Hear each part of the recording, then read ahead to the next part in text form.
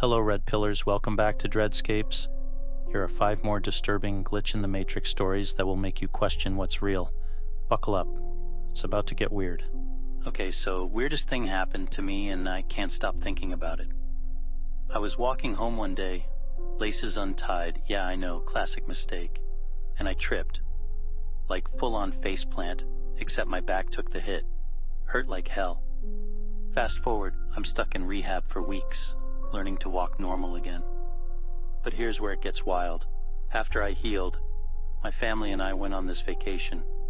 Our last one before I left for college. Some little beach town with ocean air and sunsets that looked fake. And that's where I met her. She was sitting outside this cafe, drinking coffee, tucking her hair behind her ear, and looking like the kind of person who just gets you, you know? We clicked instantly. It was one of those everything feels right kind of things. We spent the whole trip together. And a few years later, I'm watching her walk down the aisle in a white dress. I remember thinking, this is it. This is my life now. And then I woke up, back on the sidewalk, mid-step, right before the fall. My laces were still untied. I had a chance to stop it, to avoid the pain, the rehab, everything, but I didn't. I let myself fall again. Now I'm back in rehab, going through it all a second time. But I'd do it 100 more times if it means I get another shot at that life, at her, even if it was just a dream. I was born and raised in Concord, New Hampshire, in a little neighborhood where everyone knew everyone else. My grandparents lived just down the street, and family dinners at their house were a regular thing. I grew up close to them, and when I was 25, they were still a big part of my life. My grandmother loved telling stories, especially one about a strange phone call she got just before I was born. According to her, it happened a week before my due date. She and my grandfather were setting the table for dinner when the phone rang. She answered, and a man's voice on the other end asked, "Is Isabelle there?" Isabelle. The name my parents had just decided to give me. My grandmother laughed and said, "She's not here yet, but give it a week." She joked that she'd take down the number in case I wanted to call him back when I arrived. She scribbled it on a scrap of paper and stuffed it in her recipe box as a little keepsake. The story became a family legend, something we laughed about every now and then. My grandmother even kept the piece of paper with the number. She said it was proof of how strange life could be. Fast forward to a few weeks ago. My fiancé, Nathan, and I were visiting my grandparents for dinner. They adore him, and we'd been flipping through old photo albums while my grandmother shared stories from my childhood. Eventually, she dug out the recipe box and pulled out that scrap of paper. "Here it is," she said with a proud smile, handing it to Nathan. "The number of the man who asked for Isabelle before she was even born." Nathan took the paper, but the moment he looked at it, his face went pale. He stared at the number, his mouth opening and closing like he couldn't find the words. "What's wrong?" I asked. This is my dad's old number," he said, barely above a whisper. I laughed, thinking it was a joke. "No way. Your family's from Richmond. How would your dad's number end up here in New Hampshire?" But he wasn't joking. "This was our landline," he said, his voice trembling. "We had it until I was 18. My dad got it when I was a baby." The room fell silent. Nathan's father had passed away a year earlier, so there was no way to ask him about the call. But Nathan was certain. The number on that scrap of paper, the one written down 25 years ago, had belonged to his father. We tried to come up with explanations. Maybe his dad had dialed the wrong number. Maybe it was just an eerie coincidence. But no matter how we spun it, the pieces didn't quite fit. Why would a man in Virginia ask for Isabelle, a name my parents had only just chosen? And how had the call reached my grandmother in New Hampshire? I don't know if we'll ever have an answer. All I know is that my grandmother still keeps that scrap of paper tucked away, and every time I look at it, I get chills. So back when I was 12, my family lived in a small house in Pittsburgh. It wasn't anything fancy, just a 2-story place with some creaky stairs and an ancient furnace that always made the walls hum. After my grandfather passed away, my grandmother moved in with us for a while. She needed a wheelchair and a lot of care, so my parents had this motorized lift installed on the front stairs. You know, one of those platforms that rides up and down on a track. I was obsessed with it. To 12-year-old me, it was like a tiny amusement park ride. I'd ride it up and down when no one was looking, pretending I was in some high-tech gadget from the future. But my mom caught me once and absolutely lost it, not because I was playing with it, but because of what it represented. She broke down crying, saying it wasn't fair that Grandma needed it, that they couldn't take care of her properly. I felt like the worst kid in the world.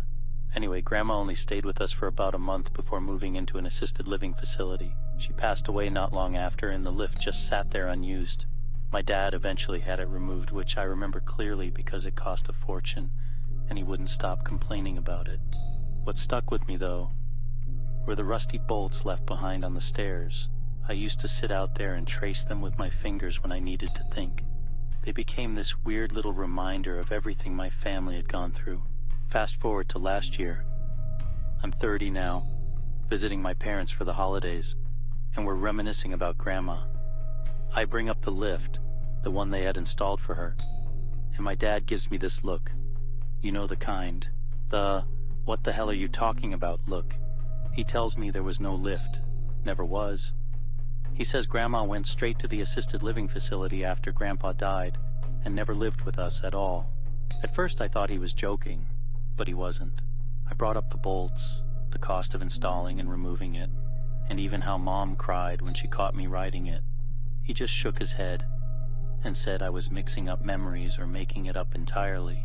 I went outside to check the stairs. No bolts, no holes, not even a trace of where they should have been. The stairs are as smooth and unblemished as the day they were built. I don't know what's worse, that the lift never existed, or that I can remember it so vividly. I can still picture the humming sound it made, the smell of motor oil, and the way my mom looked at me that day. But according to my parents, and the stairs themselves, it's like it never happened. So yeah, that's my glitch. Am I crazy? Did I slip into some alternate timeline? Or is my brain just playing tricks on me? I have no idea, but every time I visit my parents now, I can't look at those stairs without feeling like the world's gone just a little off kilter. I grew up in Penang, Malaysia, in a creaky old 2-story house. My twin sister, Aaliyah, and I shared a room at the end of a long hallway, but there was another door at the very end of that hallway, one we weren't supposed to open. It wasn't locked, but our parents had made it clear it was off limits. It's just storage, they said, but their tone made it clear we shouldn't question further. That only made it more intriguing. Whenever they were out, Aaliyah and I would sneak inside. The room was cluttered with dusty boxes, old kabaya dresses, and furniture covered in mildewed fabric. But there was something about it that felt off, like the air was heavier, and the room didn't quite belong to the rest of the house. We didn't go in often, but when we did, time seemed to stretch. Once, Aaliyah said it smelled like damp earth mixed with something metallic. Another time, we thought we heard faint whispers in a language neither of us could understand. Still, we dismissed it as our overactive imaginations. One humid afternoon, when we were about 10, I suggested we check it out again. It had been months since our last adventure, and curiosity gnawed at us. Aaliyah gave me her usual mischievous grin, and we crept down the hallway. At first, I thought I had run too far. I turned back, confused, but there it was, the door at the end of the hall, only it didn't look the same. The wooden frame, once scuffed and faded, now gleamed like polished teak. The handle, a rusty brass knob, had been replaced with a sleek black iron latch. A faint shimmer, almost like heat haze, surrounded the edges.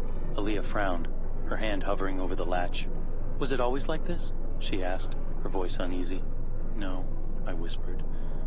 My heart thudded in my chest. Something about the door felt alive. Cautiously, Aaliyah pushed it open, and the hinges didn't creak like they used to. Instead, the door glided soundlessly, revealing a room that was both familiar and alien. The dusty boxes, old furniture, and cobwebbed corners were gone.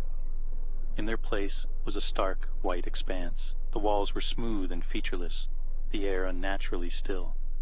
At the center of the room stood a single object, an ornate rocking chair, its wood dark and glossy, the kind you'd see in an old Malay kampung house. It swayed gently, though there was no breeze. She stepped inside, her movements hesitant. I followed, every instinct telling me to turn back. The cold marble floor beneath our feet seemed to stretch endlessly, and yet the room didn't feel large. It felt suffocating. The silence pressed against my ears, louder than any noise. "Do you feel that?" she whispered. I nodded, though I didn't want to say it aloud. The chair creaked softly, as if responding. Aaliyah reached out toward it, but I grabbed her arm. "Don't," I said, my voice barely audible. The moment I spoke, the room changed again. The walls rippled like water, and faint, distorted reflections appeared on their surface.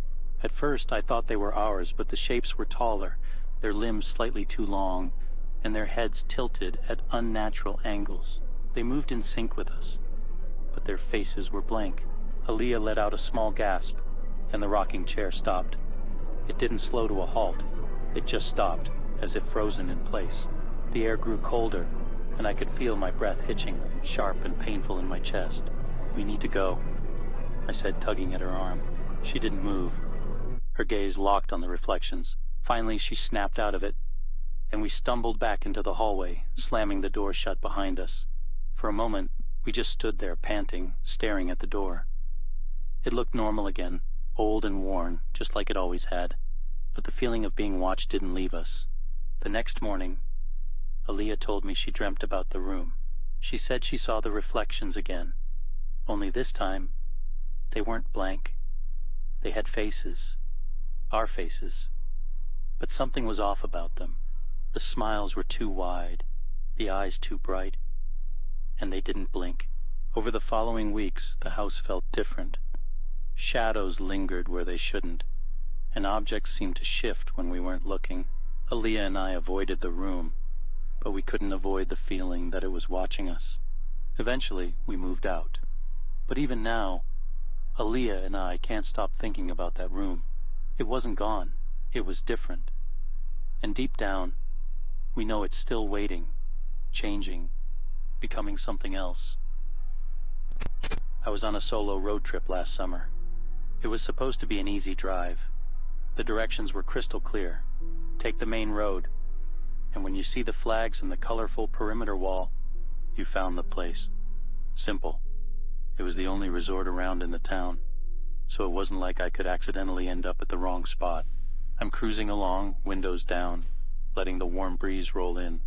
The road was quiet, surrounded by fields and the occasional cluster of houses. Google Maps chirped directions every so often, keeping me on track.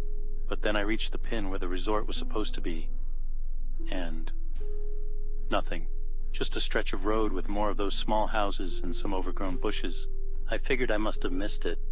Maybe I zoned out? So I turned around and went back. I slowed down this time, practically crawling past every house and tree. Still no flags, no colorful walls, nothing. Just the same empty stretch of road. Google Maps kept insisting I was there. "You've arrived at your destination," it chimed, all smug and confident. By the third lap, I was starting to feel like I was losing it. I pulled over, double-checked the directions, and even called the resort. The lady on the phone was cheerful and unhelpful. "Oh, it's right on the main road. You can't miss it," she said. "Yeah, sure." I drove the road again, eyes glued to every detail. The houses, the trees, even the potholes, everything looked the same. It was like the resort didn't exist. The whole time, I felt this weird pressure, like the air was heavier than it should have been. It wasn't panic, exactly, but it was close. You ever feel like you're being watched when you know you're alone? That's what it felt like. Finally, on the fourth lap, I saw it. The flags were flapping in the breeze, like they'd been there the whole time, bright and colorful against the green fields. The perimeter wall was painted in these loud, cheerful colors that practically screamed for attention. It didn't make sense. I'd driven this road 3 times. There was no way I could have missed something that obvious. I pulled into the driveway, my hands gripping the wheel a little too tight. When I got to the front desk, the receptionist smiled like nothing was weird. "Oh, you made it. How was the drive?" she asked. I just nodded and muttered something about traffic. What was I supposed to say? Yeah, your resort was invisible for half an hour? Even now I can't explain it. Was it a glitch in the Matrix? Some kind of optical illusion? I don't know. All I know is that for 3 laps, that resort didn't exist. And then, just like that, it did.